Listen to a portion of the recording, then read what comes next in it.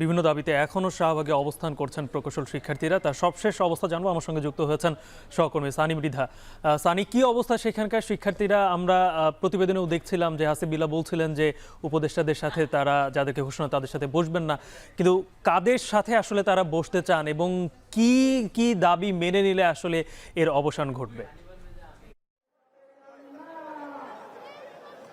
গালিব, আপনাকে আমি সবশেষ তথ্য দিয়ে শুরু করতে চাই। সেটা হলো যে এই মুহূর্তে কিন্তু এই যে আন্দোলনরত শিক্ষার্থীদের 11 সদস্যের একটি প্রতিনিধি দল 3 উপদেষ্টার সাথে কিন্তু বৈঠকে বসছেন এবং এইখান থেকে যে ফলাফল অনুযায়ী কিন্তু তারা পরবর্তী সিদ্ধান্ত, মানে এই বৈঠক শেষে যে সিদ্ধান্ত গৃহীত হয় এই সিদ্ধান্ত অনুযায়ী কিন্তু তাদের পরবর্তী কার্যক্রম ঘোষণা করবে। আপনি জানেন যে সকাল থেকেই কিন্তু বেলা 11টা থেকে তারা এখানে তাদের যে দাবিগুলো নিয়ে তারা অবস্থান পালন করছিল। এর মধ্যে কিন্তু যে 3 দাবি ছিল, এই দাবিগুলোর ভিত্তিতে কিন্তু দাবি আদায়ের লক্ষ্যে কিন্তু তারা যমুনা অভিমুখী যে লং মার্চ করে সেখান থেকে পুলিশি বাধায় কিন্তু তারা ছত্রভঙ্গ হয়ে যায়। এই সংঘর্ষে ধাওয়া পাল্টা দেওয়া হয় পুলিশের সাথে।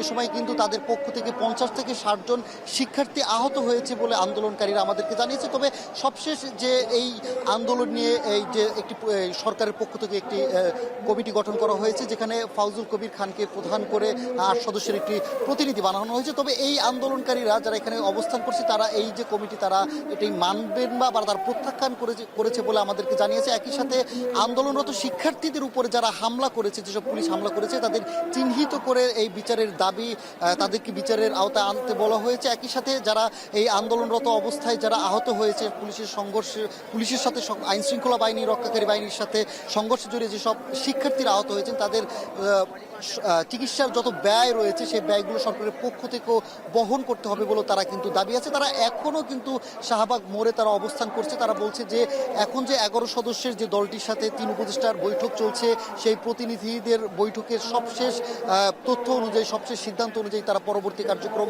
না আসা পর্যন্ত, কোনো সিদ্ধান্ত না আসা পর্যন্ত কিন্তু তারা এখনও যে আন্দোলনটা চলছে সেটা অব্যাহত রাখবে। এবং তাদের এই আন্দোলনের ফলে কিন্তু শাহবাগ এলাকার আশপাশের যে কিন্তু কোনো ধরনের যানবাহন চলাচল করছে না। তবে জরুরি যানবাহন, বিশেষ করে অ্যাম্বুলেন্স ছাড়া কিন্তু বাকি কোনো ধরনের যানবাহন চলাচল করতে পারছে না।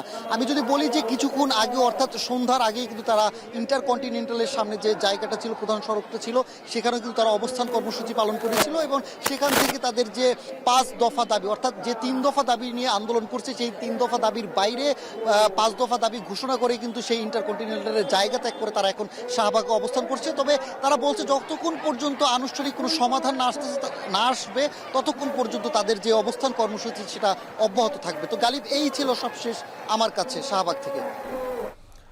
হামলার প্রতিবাদ এবং সেই সাথে পূর্ববর্তী যে দাবিগুলো রয়েছে সবগুলো মিলিয়ে এই দাবির আশ্বাস যতক্ষণ না পর্যন্ত তারা পূরণ না হচ্ছে, প্রকৌশল শিক্ষার্থীরা ছাড়ছেন না শাহবাগ মোড়, সেটি জানাচ্ছিলেন সহকর্মী সানি মৃধা।